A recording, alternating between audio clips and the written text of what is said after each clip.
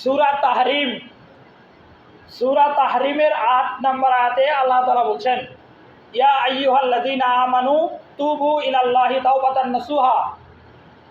ইয়া আইয়ুহাল্লাযীনা আমানু, হে ঈমানদারগণ, তুবু ইলাল্লাহ, তোমরা সবাই আল্লাহ তাআলার কাছে তাওবা করো।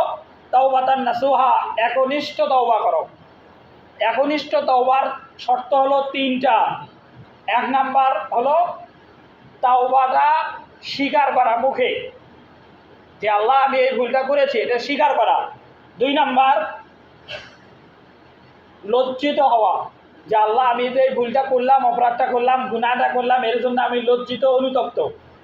আর ৩ নাম্বার ভবিষ্যৎ জিন্দেগিতে আর এই গুনাহ করব না, এই ব্যাপারে দৃঢ় সংকল্প থাকা। কেউ যদি তার অপরাধের জন্য মৌখিক স্বীকৃতি দেয়, ভবিষ্যতে না করার সংকল্প থাকে এবং লজ্জিত হয়, এই ৩টা যার তাওবার ভিতরে থাকবে, এমন তাওবাকে তাওবাতুন নাসুহা বলে। আর আল্লাহ তাআলা বললেন যে ইয়া আইয়ুহাল্লাযীনা আমানু তুবু ইলাল্লাহি তাওবাতান নাসুহা, হে ঈমানদারগণ, তোমরা একনিষ্ঠ তাওবা আল্লাহ তাআলার কাছে করো। আসা রাব্বুকুম, পরের অংশ, আসা রাব্বুকুম, আশা করা যায় তোমাদের রব তোমাদের প্রতিপালক, আইয়ুকাফিরা আনকুম সাইয়্যাতিকুম, তোমাদের যে গুনাহগুলো আছে এগুলো আল্লাহ তাআলা মাফ করে দেবেন।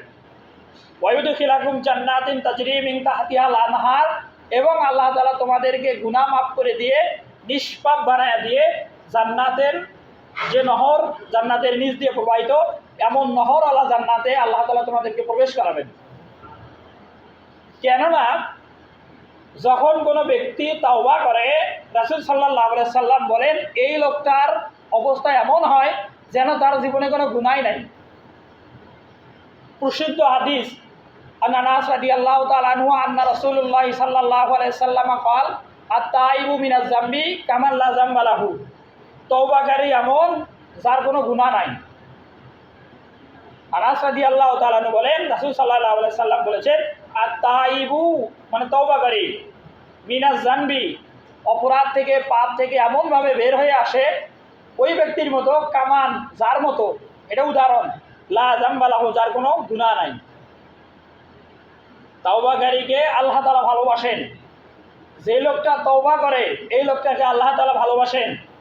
সূরা বাকারা 221 নম্বর আয়াতে আল্লাহ তাআলা বলেন, ইন্নাল্লাহা ইউহিব্বুত তাওয়াবিনা ওয়া ইউহিব্বুল মুতাতাহিরিন, আল্লাহ তাআলা তাওবাকারী এবং যারা পবিত্রতা অর্জনকারী, সবসময় পবিত্র থাকে এবং সবসময় তাওবার উপরে থাকে, এমন মানুষকে আল্লাহ তাআলা ভালোবাসেন।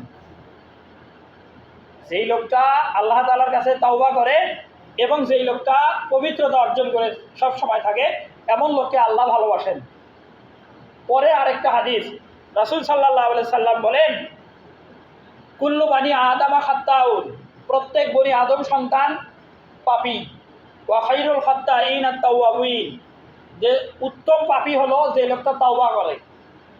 যেই লোকটা প্রতিনিয়ত তাওবা করে এই লোকটা আল্লাহ তাআলার কাছে রাসূলের ভাষায় উত্তম পাপী। যেই লোকটা পাপ করার পরে আল্লাহ তাআলার কাছে তওবা করে এই লোকটার উপরে আল্লাহ তাআলা খুশি হয়।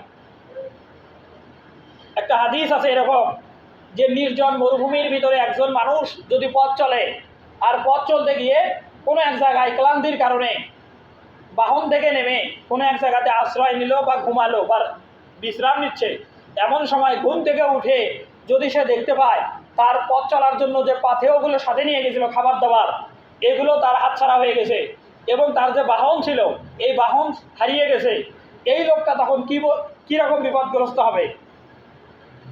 আবার যদি কিছুক্ষণ পরে দেখতে পায় হঠাৎ করে যে তার যে পাথেয় ছিল সেগুলোও সে ফিরে পেয়েছে এবং তার যে বাহন ছিল সেগুলোও সে ফিরে পেয়েছে, এই লোকটা যেমন আনন্দিত হবে বিপদগ্রস্ত হওয়ার পরে, ফিরে পাওয়ার পরে, ঠিক একইভাবে কোনো বান্দা যখন পাপ করে, পাপ করার পরে ভুল বুঝে যখন আল্লাহর কাছে ফিরে আসে, এই পথিক সব কিছু হারানোর পরে আবার যখন ফিরে পায় তখন যে আনন্দিত হয়, এর চেয়ে আল্লাহ রাব্বুল আলামিন এই পাপিষ্ঠ বান্দার তাওবাতে ফিরে আসাতে বেশি আনন্দিত হয়। আল্লাহ তাআলা বলেন ভিন্ন একটা আয়াত,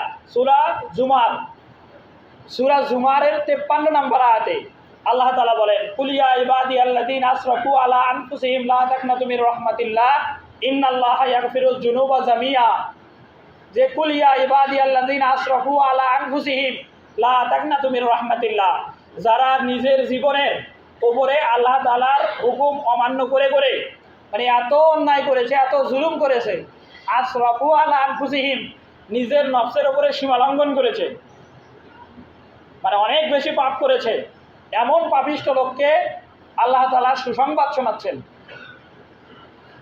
আল্লাহ তাআলা বলছেন কুল ইয়া ইবাদিয়াল্লাযিনা আসরাফু, হে আমার বান্দারা, কুল মানে হে নবী আপনি বলেন, ইবাদিয়াল্লাযিনা, ইবাদি মানে আমার বান্দা, আল্লাযিনা মানে যারা, আসরাফু মানে সীমালঙ্ঘন করেছে, আলা আনফুসিহিম মানে নিজেদের উপরে এত বেশি সীমালঙ্ঘন করেছে, অনেক বেশি পাপ করেছে, ওই লোকটাকে আল্লাহ তাআলা সুসংবাদ দিচ্ছেন লা তাকনাতু মির রাহমাতিল্লাহ, আল্লাহর রহমত থেকে তুমি নিরাশ হও না।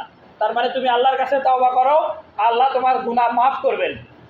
পরের শব্দ ইন্নাল্লাহা ইয়াগফিরুজ যুনুবা জামিয়া, ইন্নাল্লাহ মানে নিশ্চয় আল্লাহ, ইয়াগফিরু মানে ক্ষমা করবেন, যুনুবা মানে সমস্ত পাপ, জামিয়া মানে সবগুলোই, আল্লাহ সকল গুনাহ খাতাগুলো মাফ করবেন।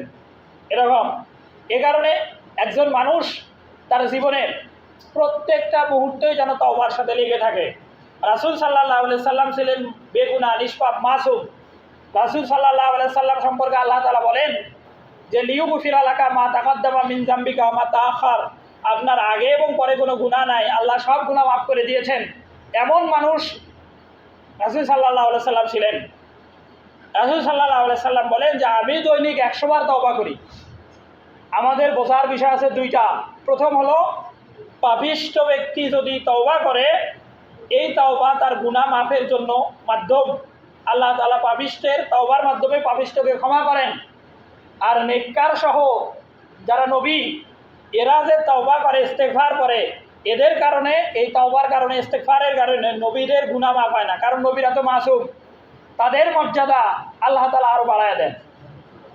পাপীদেরকে তওবার মাধ্যমে আল্লাহ গুনাহ মাফ করে দেন, আর যারা নেককার পুণ্যবান তাদের মর্যাদা আল্লাহ তাআলা বাড়িয়ে দেন। আল্লাহ তাআলা আমাদেরকে আমাদের অতীত জিন্দেগির অপরাধ বা গুনাহ খাতার জন্য আল্লাহ তাআলার কাছে একনিষ্ঠভাবে তওবা করার তৌফিক দান করুক। সকলে মিলে আমিন।